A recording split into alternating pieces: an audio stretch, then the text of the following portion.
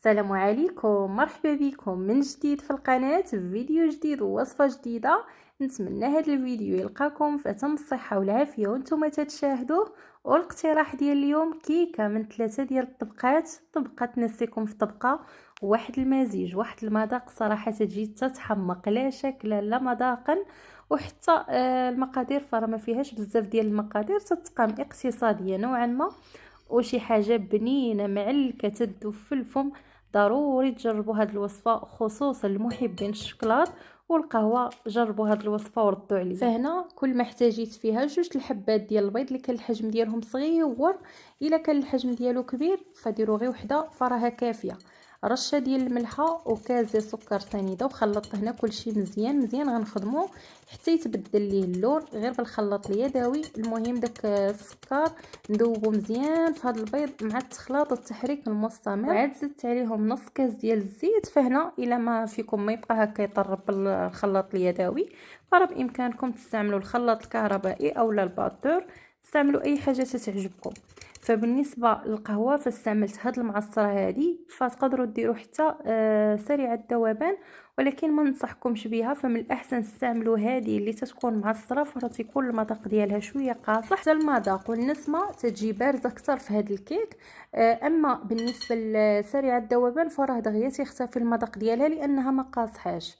فهنا زدت معلقه ديال الكاكاو المر، معلقه عامره، ورشيشه ديال القرفه. فبالنسبه للقرفه راه تعطي واحد المذاق زوين بزاف وحلو لهاد الكيكه هذه. تتواتى بزاف مع القهوه وحتى مع الكاكاو. لما كانتش تعجبكم فطبعا تقدروا تستغنوا عليها بالمره، ما تستعملوهاش. فهنا خلطت مزيان حتى ذوب داكشي مع بعضياته. هزت الكاس الاول ديال الطحين، فتا هو هنا غنبقى نخلط. فهنا كيف غتشوفوا تنحاول نخلط من الفوق لتحت.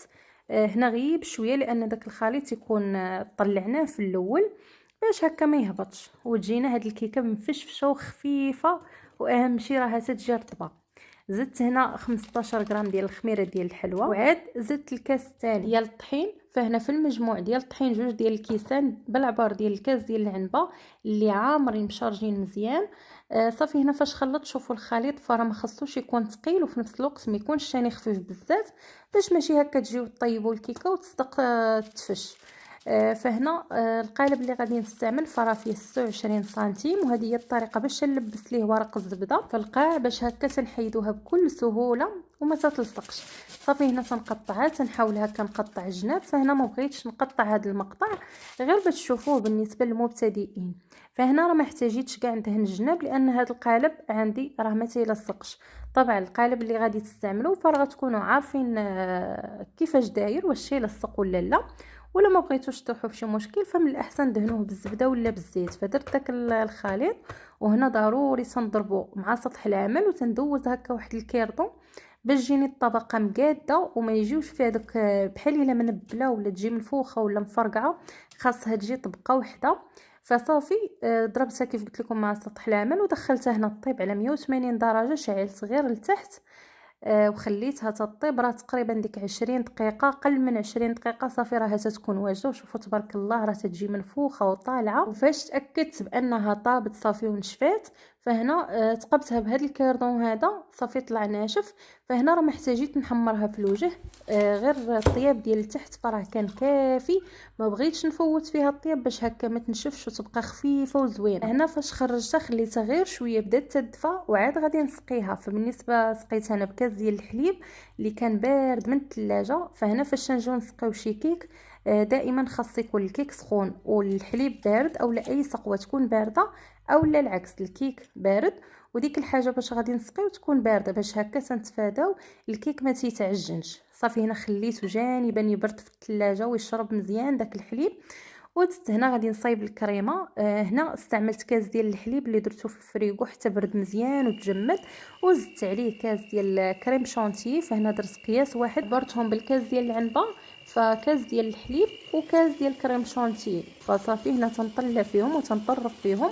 فراه هنا بكل سهوله ديك الكريمه تطلع وما تجيش هكا سايحه. صافي هنا راه تجي زوينه ومتماسكه. فهنا طلعتها حتى صافي قربات تشد في راسها مزيان. وعاد غادي نزيد ليها هنا شوكولاته الدهن. زيدوا اي نوعيه تتبغيو اولا اي كريمه تفضلوها.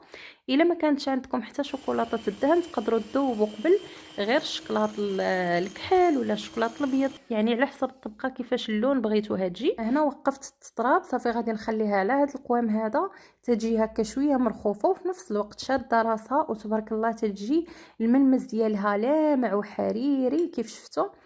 صافي هنا رجعت لهذيك الكيكه. شوفوا معايا راه داك الكاس ديال الحليب اللي درت فرا تبارك الله تشربته كامل. هنا عاودت قطعت منه هنا غير شويه، واحد الطبقه اللي رقيقه بزاف باش هكا تبقى مقاده، حيت تبارك الله هاد الكيكه راها جات طالعه. فانا بغيت السمك ديال الكيك يكون متوسط، ما يكونش غليظ بزاف وفي نفس الوقت ما يكونش رقيق. داكشي علاش قطعت منه داك الطريف.